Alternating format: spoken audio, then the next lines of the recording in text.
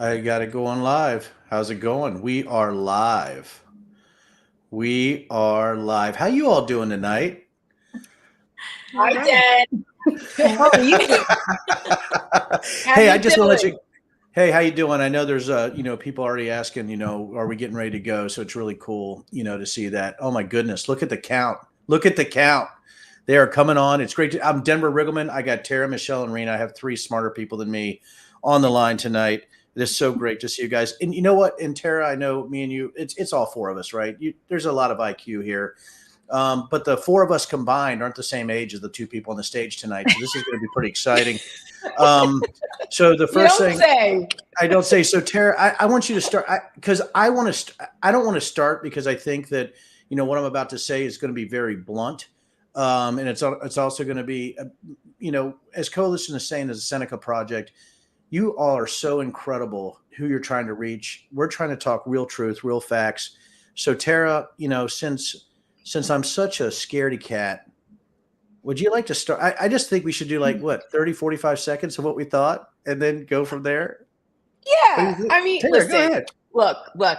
There is nowhere else I'd rather be than with you guys tonight as our support group for democracy and Hmm. as sane people who understand what's at stake in this election. And, with Michelle and I co-founding the Seneca Project, Rena's an advisory committee member, senior advisor, as are you, Denver, and the fact that we are all here in solidarity with the full understanding that despite the performances tonight, which I think we can all acknowledge was not Biden's greatest, right? That wasn't the State of the Union Biden we were all hoping to see. But it doesn't change the fact that he was on the stage with a convicted felon who wants to be an authoritarian on day one, who hates this country, and his idea of making America great again is destroying our democracy and turning it into an authoritarian regime. None of those facts have changed. The dynamics are still the same. The problem here is that people are going to panic because President Biden didn't have his best performance. He's 81. But Joe Biden is still not a convicted felon. He's still not a sexual predator. He's still not someone who wants to cozy up to our dictators and abandon our allies overseas. He is not an existential threat to democracy. So as long as President Biden is still in this race, that's who we will support. If there are other decisions happening, that's up to the Democrats and people above our pay grade. But we are on the side of democracy. We are not on the side of Donald Trump and MAGA and extremism and what that represents for our country. We need to stay focused on November and what the consequences will be if Donald Trump wins. Mm-hmm. What do you think, Rena or Michelle? Yeah. I mean, I'm just disappointed for the country. I got to be honest, because this is the reflection to the world of who we are as a country. And we've come so far, I think, in the 8 years since we first met Donald Trump, the candidate. And I think it shows that the democracy that we have here, the representative one, does hold, and it can weather these sort of storms of people with wannabe authoritarian tendencies coming in and telling us they're going to rip it all down. And if you watched over the course of tonight, he continued that theme. He brought out who he really was. He was measured at first. He tried to, he was almost gleeful in moments, Trump. But then, the real guy came out, the one who wants to serve himself. And it was just so apparent that he is hung up on the past. And Joe Biden had to answer to that, right? And that also made it kind of tough to watch, because you're just like, you can see the frustration on Joe Biden's face. Joe Biden wants a more hopeful country. He's got a whole family that lives depend on it. Trump's family thinks they're set up for life, literally because they were close to the White House. And so I think what we were looking at tonight was this. It wasn't a level playing field, never could be. But also, in some sense, for me, I think I'm also just angrier after tonight about our system being rigged against so many of us that continue to try to make it better. And I think that's why I wanted to be here with you guys tonight, because I know we can do it, but it's about getting creative. It's about remaining hopeful in the face of moments like this that truly do take the wind out of our sails.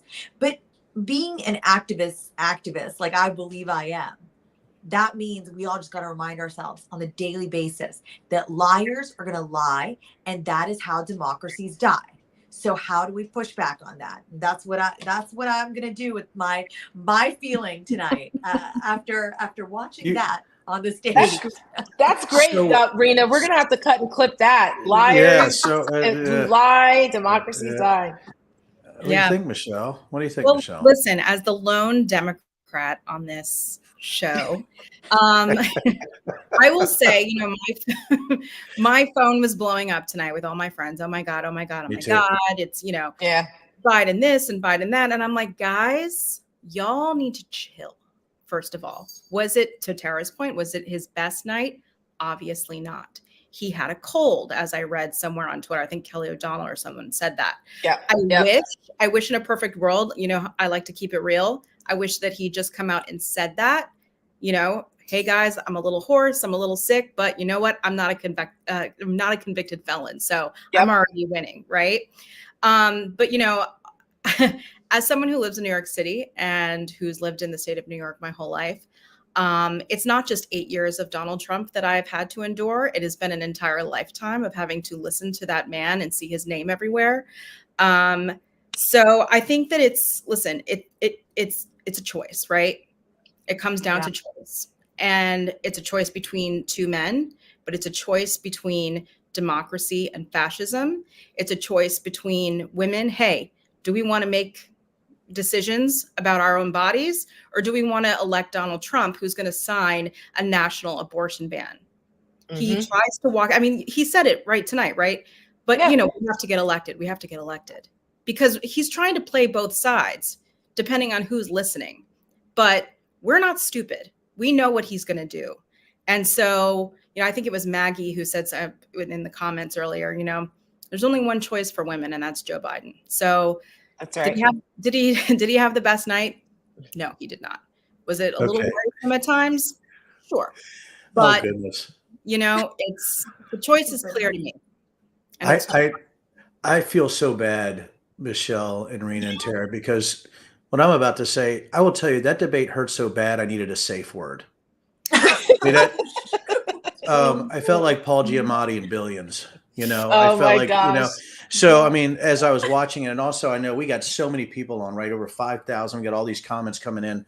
So I want to go that I think I'm a little bit embarrassed for the country, because here's the thing: we shouldn't have had a segue into who had the best golf handicap. I'm not going to lie. Yeah. I will also say I will always say at the beginning, I thought sadly President Biden was awful in the first 20 to 30 minutes. But I think, and I'm so blunt, and Tara knows me very well. And I got to the point, I'm like, my Lord, I'm writing down so many notes here because I know so much about January 6th and the data. Yeah. Like he has a chance to take a baseball bat here. It seemed like he couldn't actually get to where he needed to be because Trump's a magician at using non-facts and hyperbole as a weapon or as a hammer. Right. Yes. So he's dragging an axe of stupidity and he's just swinging it and trying to hit. And sometimes people are trying to be classy or they're trying to go to their talking points. That needed to be a roll with the punch gutter brawl. The other thing, too, is that I've been on a lot of debate stage, and you guys, I love to debate. Like, I love that. Like, I want to get on there. I want to scrap. If you want to say stupid shit, I'm your guy. Right. I mean, that was a weird sentence, but no. So, I mean, but I think that's the thing, that we're dealing with here is that you have a monkey flinging poo. So are you going to use a shield, or are you going to actually catch the poo, reform it, and smash it back in their face? And I think that's what I wanted to see, and that wasn't there. And here, so he just goes, "What's the safe word?" I think it was drink. So I mean, thanks, patriotic. But I think the last thing I want to say here as I'm watching this is the one thing I wanted to see at the end was Joe Biden end with a baseball bat in that closing statement, and it wasn't good. Mm-mm. And so my biggest fear is that people are going to gloss over the facts of Biden, the fact that Biden was using facts. Mm-hmm.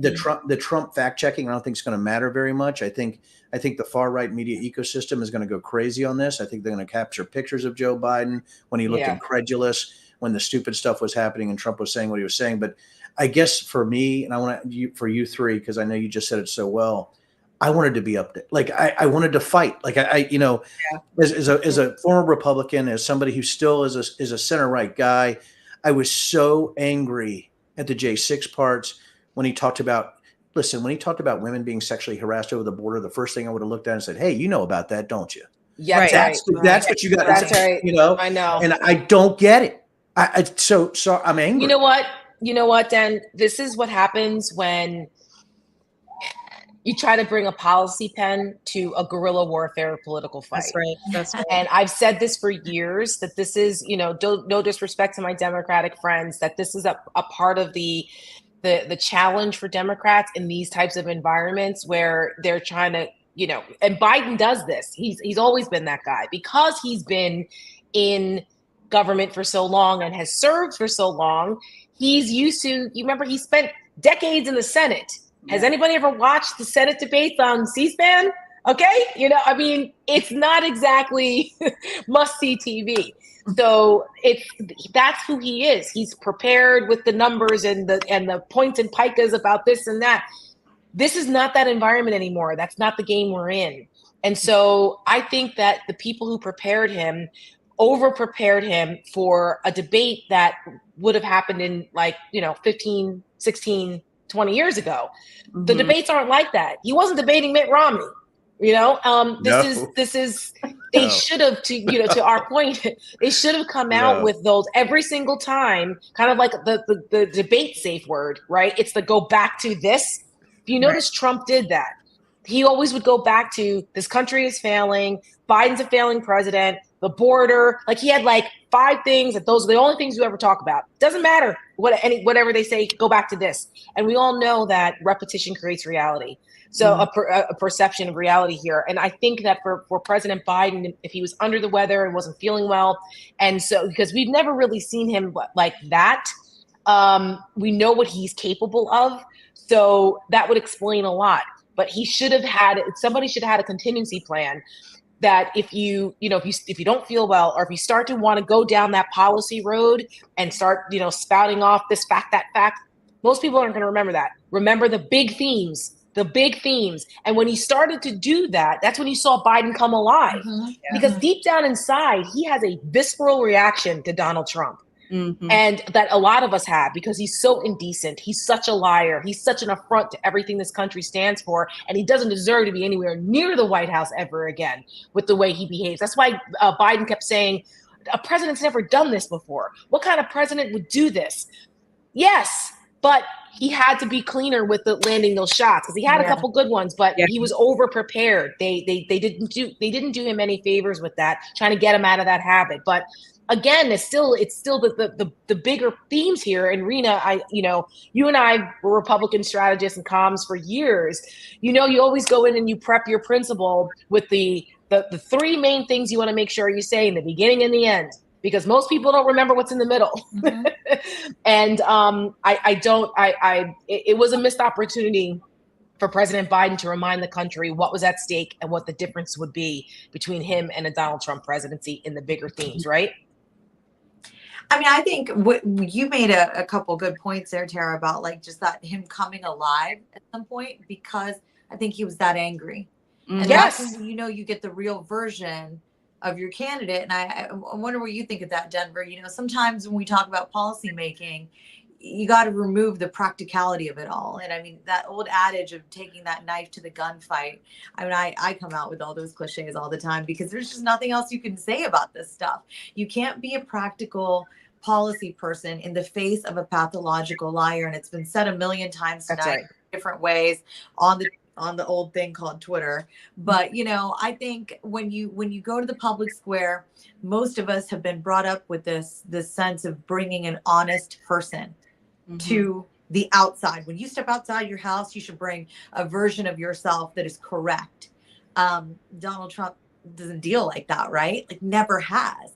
And that's why lying works for him. I did a number of media interviews international today, and they said, well, what would you have said to Trump if you were prepping him? And I always love to give, acronyms, and I love alliteration and sucker for that. So I said TCI would have been my acronym for Trump. For the principle, when you're saying go in, but remember your job when you forget everything else. TCI, teach, convince, inspire. Trump had to teach the public about why Biden was bad. I heard him do that on inflation. He said he's the one who gave you inflation. Lie, of course. We all know it's related to supply chain issues, pandemic, what have you, but he kept coming back with, he gave you inflation. So that was a teaching moment I saw him do. The convincing bit was that Joe Biden was lying about the suckers and losers line. And so was Kelly. So he kept trying to convince that, no, Biden's lying. Bro, you're the liar of all liars. You're the one spreading misinformation, disinformation, you're projecting. And then he's inspiring people to think about other things, right? And he did that at several points about immigration. And that was one place that I saw Biden not push back where he could have with the easiest line, y'all. He could have said, you promised to build a wall. That was the cornerstone of your campaign. You didn't finish it. It remains unfinished. That's right. Didn't do it. Can I tell you the truth? Again, my phone lit up with that. My phone lit up with that. What you just said, Rena. My phone lit up with that. Oh, so yeah. You know what I call that, Rena? That strategy that Trump uses? I call it the Pee Wee Herman strategy. The I know you are, but what am I? He does it all the time. Unless you're in a theater. Right. Denver. Yeah, you don't want to do that. But I mean, it's not funny, but none of that is funny. But Rena's right about that. I mean, Michelle, I don't know. Go ahead. Sorry, Tara, I got you completely off. I apologize.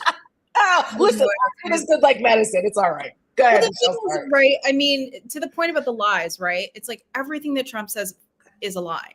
It was all lies. The whole thing was lies. But we know he's a liar. Like, that's not new information, right? So he's just spewing out things that aren't true, didn't happen. What was he said, like 18 million people crossing the border? I'm like, 18 million? For real? Like, and like no one says anything. And that's another thing that I was really irked about. And I don't know if it was just, this is the style of debate we're going to do, but nobody was checking him. Like, the moderators weren't saying anything. They weren't like, well, that's not true or anything, like nothing. I mean, so it's like, do you have to watch the spin room afterward to find out that something's not true? Most everyone has turned off their televisions by then. Who does that help? But you know what, Denver, to Michelle's point, the moderators can't win no matter what they do, because if they did fact check in real time, then they're going to say, "Oh, they were helping Biden," right? Then it's not a debate. So, like, well, it's up to the candidate to fact check him. It's like, well, you can't win for losing here. Can I use Hunter S. Thompson? I think it's style. It's style. The fact that he's lying, right? But it's how he's saying it. That you're kind of like, wait, right? That kind of hit right. Wait, that's the issue. Delivery. It's the delivery. He's good on TV. It's so disturbing. I'd even argue that the debate format helped Trump with the microphones being off, because we didn't get to see how crazy he was running his mouth, talking over Joe Biden. Yeah.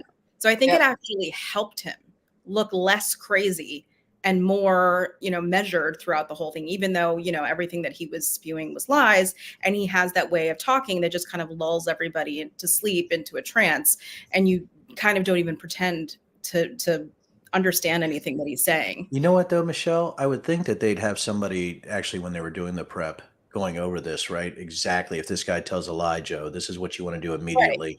Right. I love Rena's idea about an acronym, right? Mm-hmm. Mine is like BCK, right? It's like, no, I'm not even going to say it, but no, but really the fight doesn't start until you get them on the floor. And I don't think they have any prepping Joe Biden. I'm going to say it, guys. Listen, can I just go there? And everybody on here is probably going to. They don't have a mother fudger in there that's dragging a million, right? They're not using the Hunter S. Thompson. They're not bringing, a 1 million pound shit hammer to the actual debate. You got to bring a sledgehammer to a squirt gun fight. That is the only way to win in these things. And if they don't have the guts to say, Joe, you got to take the gloves off. This is not about specific policy points anymore. It needs to be an all-out brawl. And if he ever talks about golf again, say, well, you might be good at golf, but the country thinks that's the only thing you're good at, because you also have been just indicted on 34 felonies, or you're convicted of 34 felonies, right? Yes. Why didn't they give him the math? You got 67 more felonies to go, brother. Maybe you shouldn't be on the stage. Maybe you should be praying for your court case, right? And Stormy says hi. Yeah, that's shit that needs to happen. Right? He started to do that, and then he didn't land it. He didn't land it, and then it got tied up. And I was going, yes, yes, there it goes. I was like, when he said, he goes, yeah, I'll play golf if you can carry your bag. I mean, I was like, okay, all right, fine. But then he flubbed it, you know. Right. No, you don't want to dry fart when you're actually trying to come back during a debate. And I think also, that, as far as debates are concerned, I've been on the stage, you do freeze if you get too angry. I don't know if it was Rena, Michelle, or Tara talking about this. When I would get too angry and I really hated that person, it would actually stifle my ability to counterpunch, because all I want to do is go over and go, so you got to be cool. You got to know that it's going to be a fight. You might hate that son of a gun, but you also got to be cool enough to where you're thinking clearly, where you can counterpunch. So that's where I'm at on it. Well, I think people would have appreciated if Biden actually had lost it a little bit. Oh yeah. Right. Like when he told him to shut up last time, he was like, well, you shut up, man. Like that was nobody else remembers anything else from that debate but that.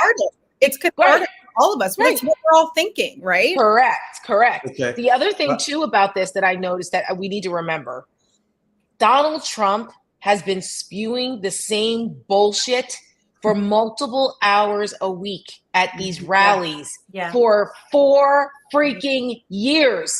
He's been doing this, almost 4 years, post-presidency, 3 years, doing the same freaking routine twice a week. Prepare for right? That. So this way, what I'm saying is that he's on autopilot. This is the same. He didn't say anything tonight that we haven't heard before at a rally for the most part. So this is the same autopilot. President Biden hasn't debated in 3 weeks. I mean, 3 years. 3 years. So it's, let's not forget, people, that Barack Obama got dragged in his first debate against Mitt Romney. And everyone started to panic there, not quite like this, but a whole thing like, oh my God, blah, blah, blah. First debates are traditionally never great. And so, but so much is on the line this time. It's a little bit different because we're not in a traditional campaign environment like we used to be. But it's still, I mean, there was the risk that Biden would be a little rusty. But we still have how long to go before we got some time. We got some time. There's a lot of time, actually, guys. I mean, I think it's super important to be clear for all the people who are here tonight, like who are tuning in. There's a reason they're tuning in, right? Because now comes the intrigue of what the F now. I mean, there's no other way to put it. Everybody's going to be. You go, Rena. They're just going to be intent on these clips. They're going to watch them over and over and be like, is he going to croak? Right? So, let's be real. This election is about defeating Donald Trump. Right. It's not about electing Joe Biden. It's about defeating Trump. And that's why anytime people bring up to me RFK Jr., I'm just like, no, sit down. He's not on enough ballots. I did that song and dance in 2015 with McMullen. Rita, don't try to come at me. I've done the ballot access bit. This guy's a nothing burger. He's not a threat because we got to be real about the threat. The threat is Donald Trump. Lying and those lies sounding like truth. I did not have sex with a porn star or whatever. Right. It was just so simple, so succinct. See, we got to remember, most of us are tuned out. Okay. Everybody here tonight is tuned in, right? But we've all got people in our lives that are tuned out. And so I say to everybody, our challenge is really, really great. We got to tell more than 10 friends. We got to tell 10 friends a day almost about defeating Donald Trump, because this guy will install Junior. He's going to install Junior because this he's no spring chicken, 78. Okay. He croaks. Who's coming in? Junior. These guys will rewrite the rules. And somebody said earlier, why did Project 2025 get not talked about? Exactly. People don't realize yet how crazy it is, how the heritage nuts are going nuts and nobody's still talking about it. So I think we just got to keep reframing whatever happens after tonight happens. Denver, I'm in the camp with you where I'm just like, gosh almighty, I just want to forget that happened. I wish it didn't happen. Well, how about this, Denver? I'll rescue you here, Rita. That's a good segue because we are doing it's joint, right? We've got the Seneca Project, we've got COTS, and we are here to remind people, particularly moderate women in the swing states, what is at stake and staying focused. And that is the title of our debut ad. It's called A Time for Choosing. You beat me. And yes, you A Time for Choosing. That's all right. I'm helping you out here. I love Time for Choosing because this is what it's about. To Rena's point, it's about the choice. And as of right now, that choice is between Donald Trump and Joe Biden. And no matter what we do, Donald Trump cannot win the presidency again. And for women, our lives are literally at stake. So check out our ad, A Time for Choosing. The Supreme Court overturned Roe versus Wade and ended a woman's constitutional right to an abortion. We trust women. There's a threat facing women in America that transcends party lines. My country doesn't care about me. And it's time we ask ourselves, We won't go back. do we still value the freedoms we have fought so hard for? We should all have the care that we need. This election is a choice, and it is a time for choosing. We're told we have to choose between left or right, but we know what the real choice is. It's a choice between our freedom or their control, between our right to determine our own destinies or Donald Trump. So seriously, America, what the hell are we doing? We can't sit on the sidelines while women in America suffer and die because a right we once had has now been criminalized. If we don't make the right choice, there's no state to escape to. There's no going back. Choosing who will shape our future is a right we still have left for now. And that choice is up to us.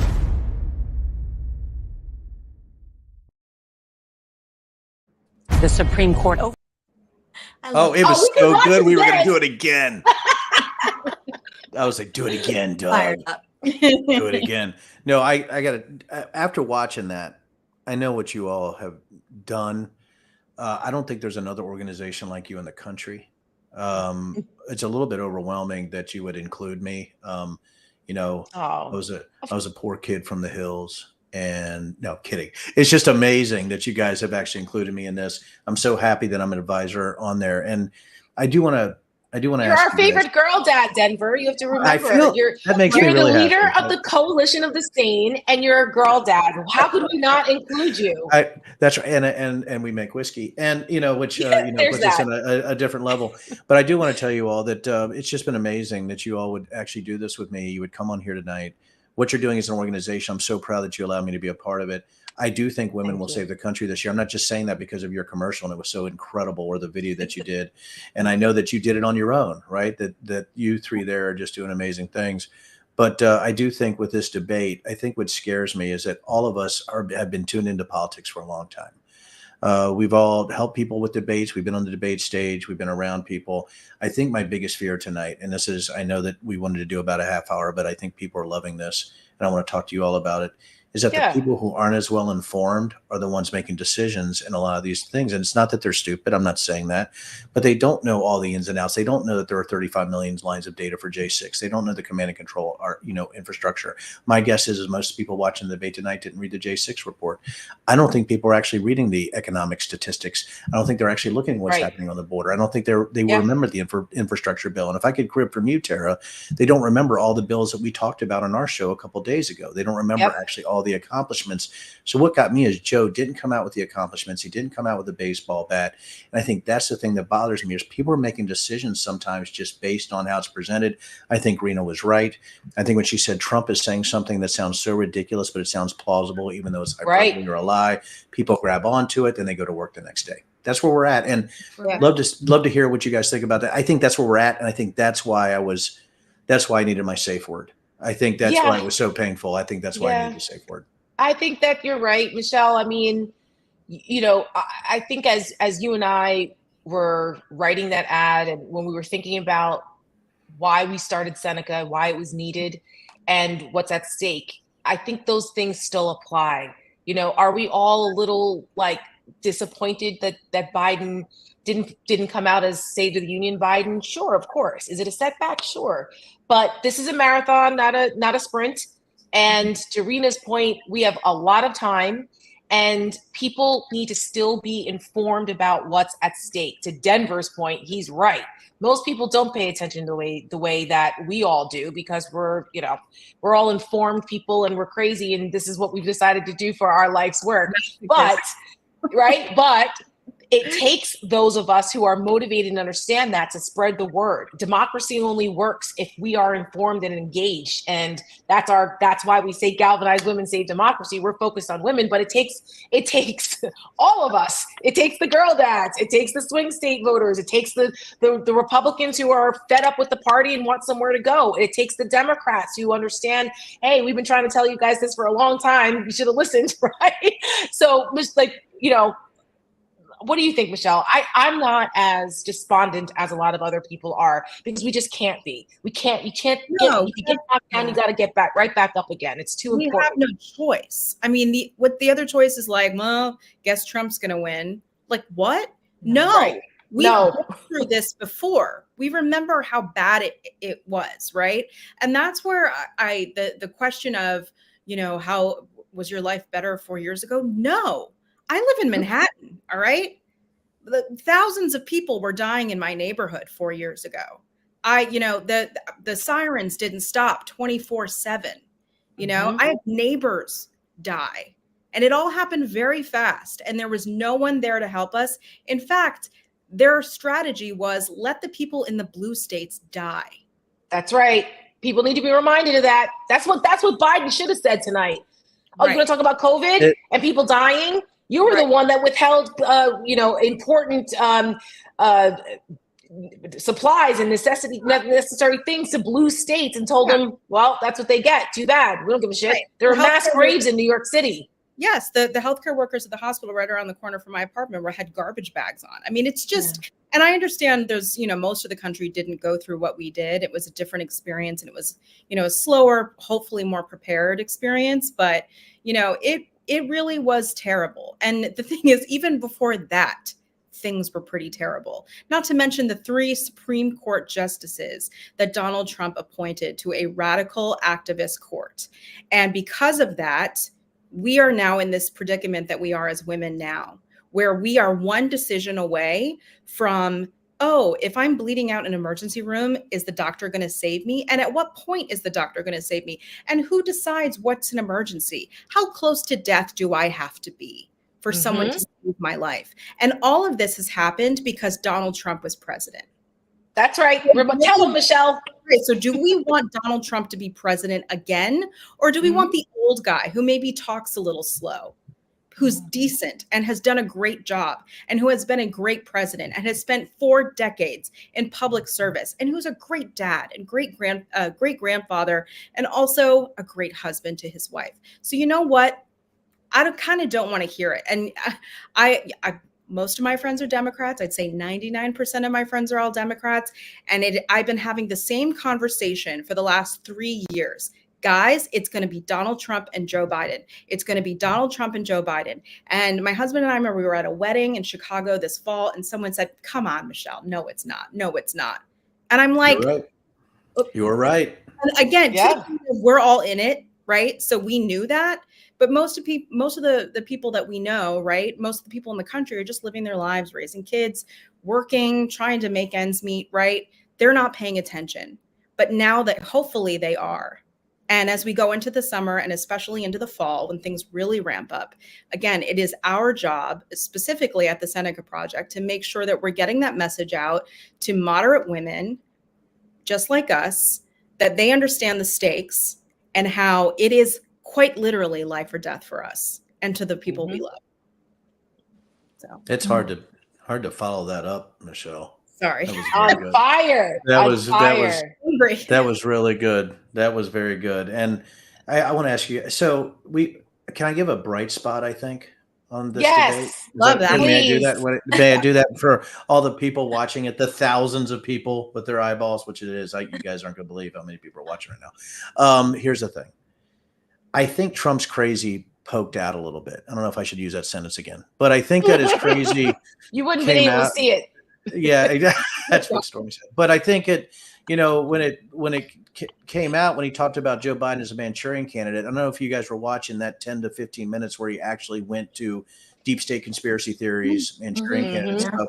That's the time when I would have started laughing as Joe Biden go after him. So I think if the Biden team could mix some of that crazy into some kind of commercial or ad, maybe they can drag the axe that way to go after him, but that was really where I saw where Trump actually hurt himself, where his hyperbole seemed to be working. He seemed to have a lot of energy. Joe wasn't on his game. You could see it was not good. Well, so much for the drugs argument. No, yeah. Well, the drug argument's gone. I will tell you, it's gone. It's gone. Yeah. And if anybody looked like they were on drugs, it was Trump, especially at the end, because he went nuts. He actually was using non sequiturs also, but it was very loud, very confident non sequiturs. And that is what you were talking about, Tara. So I do think it's part of his shtick. So I do believe that if the Biden administration if the Biden campaign staff can put together that crazy on the conspiracy theories and hammer him on J6, I think we might have a chance. But the Manchurian Candidate stuff actually made me laugh out loud, because I'm like, this guy, he does believe The Lord of the Rings is a documentary. I mean, there's a way for us to actually start swinging a baseball bat here. But again, I don't think they have that kind of person on their staff. That's like a Chris LaCivita on the Trump side. Yeah, they need to hire Carville. They need to go get Carville out of retirement. He knows how to fight. They need somebody tougher. I don't know, Tara, if you three want to end, and then I'd say good night. I know we've been on about 40 minutes. So what do you guys think? I mean, do we want to end it up now? Because I think right now I need another drink. But no, I think. Well, I think Rena. We should give Rena her last word. I'll give a quick last word, and then you can wrap it up, Dan. Because Michelle, she already we could have ended it after that. She did. We could have just ended it there. What the hell's going on here? I mean, I wasn't prepared to really come in tonight with anything. I mean, I think I'm just still in shock from what I saw. I don't like debates, number one, because look, we have the attention span of goldfish. And it's a thing now, right? And as a longtime political professional, I've kind of seen the industry tank, right? Like, I don't even know what to say about it. I mean, who's surrounding who ever more? People try to stay in power, right? And I'm frustrated by people clinging on to power. And what I saw tonight was a very clear choice. But the real big task now is bigger than me, bigger than all of us, bigger than friendships, the fact that we are all sane. It's about making sure other people open up their eyes. And like, I know the only way to do it, the only way to fight is when you bring it to people, you meet them where they are, number one, right? We always talk about that, but you bring it to them in a way that's easy for them to digest. And one of my favorite things to always remind people, Trump lied, people died. And this was the fool that was telling people, Tara knows this, I come from a very medical family, daughter of one, sister of two, married to one. To hear any leader of anybody talk about ivermectin and injecting bleach into your veins, and then just like casually going about their day as if it was a normal thing to say, his lies, and his administration knew things were happening, right? Mm-hmm. They didn't protect us. And all of us, whether you're in a rural state and an urban state, whether those deaths were right next door to you, or you knew of somebody who knew of somebody that passed from COVID, we got to remind people why we voted him out in the first place in 2020. You boot out a president, you denied him a second term because they did something so absolutely ridiculous. It's not about enriching himself. It's not about enriching his family. None of that. It's not about his ego. It's about his lies. The fact that he lies with such callousness and doesn't care that all those people died. And that's it. There's nothing more. And so we all, everybody listening tonight, take it in your own way. Take a bite size, look, I'm barely like 5'1" on a good day. I always say all good things are fun size in life, right? So fun size bites to give your people, to remind them of why we got to defeat Trump. I'm making it less about Joe Biden and the Democrats because I'm not one. Never will be, never was, never will be. Nothing wrong with them. Because look, I am still a sort of like rainbows, butterflies. We all can get along, kumbaya. But we need to defeat Trump. So take the fun size bites. Again, stuff like Trump died. Trump lied. Oh gosh. Trump lied. People died. Our fellow Americans died. That's it. Oh, there you go, Rena. And I'll pick it up from there for you. It's from you. If Trump wins, democracy ends. Mm-hmm. So, I mean, that's the bite-sized phrase for that, the other side of it. Yes, Trump lied, people died. if Trump wins, democracy ends. And we need to make a decision in this country whether we want to live in a democracy or not. Do we want a future? Do we want a country where people like Donald Trump are rewarded with power and are controlling our lives? Or do you want a country where women are treated equally, where we have leaders who are good and decent and respect our democracy? As imperfect as our country may be, we are still the greatest country in the world, the envy of the world. And we are the shining city on the hill. But Donald Trump is darkness. And the future without, if we don't defeat him, it's darkness. And that is never what America's been about. And so that's not what we are about. We carry the light. And that's why people in this country that's what they're looking for. They don't want, of course, there's those that want the retribution and the anger and the grievance mongers and, the whiners, as Biden brought up, which I thought was one of the best lines of the night too, when he called him a whiner, because it's true. He's a whiner and a loser. And by the way, convicted felon. Did we mention that part? I mean, we have to remember this, people. These are facts that are indisputable. So keep your eye on the prize. This is about saving our democracy, and this is the vehicle to do it. And just to quickly answer, someone asked, where did the Seneca name come from? It is an homage to the Seneca Falls Convention of 1848, where women got together and said enough was enough. They were tired of being treated as second-class citizens, and they had a coalition of folks who believed in the basic human rights of equality. And that's where we got it from. So that took a coalition. It might have taken them 70-something years to get the right to vote. There were a lot of other things that women wanted too. The right to vote and women's suffrage was the main one that everybody remembers, but it was a lot. It was about all kinds of things. And we're back there again. So the 3 stars on our logo represent the past. We represent the present so that we can make sure we have a positive future for our next generations. And that's what this election is about. Well, I want to thank you 3 stars for doing this with me tonight. See that segue, that transition? And I'm really good at this. I mean, geez, I should do this for a living. I also want to thank everybody. I mean, everybody, listen, we had getting close to 10,000. The comments on the right side, thank you all for being on tonight. Everybody that was on here doing the comments, talking back and forth, we really appreciate you. I was trying to read them while we were going, but there's so many and so fast. You're fantastic individuals. But I do want to end with this.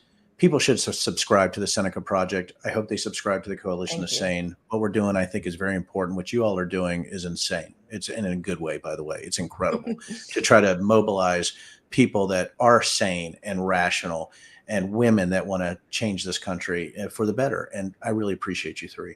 I want to say this to everybody before we leave, though, as I leave for the Coalition of Sane. People who snort ivermectin like cocaine, their vote counts the same as a scientist who actually made the COVID vaccine. So as you're going through your life, remember, ivermectin snorters, they have the same vote as scientists. So as you're going through life and arguing, I want you guys to know that a stupid vote counts just as much as a sane vote. So I need all of you to be sane. I need you to drag the million-pound shit hammer to every single confrontation you have. You need to make sure that you go after the crazy. And that's what the Seneca Project's doing. That's what the Coalition of Sane is doing. We love you all, and thank you for joining us tonight. Good? Okay. I'll see you all later. Bye.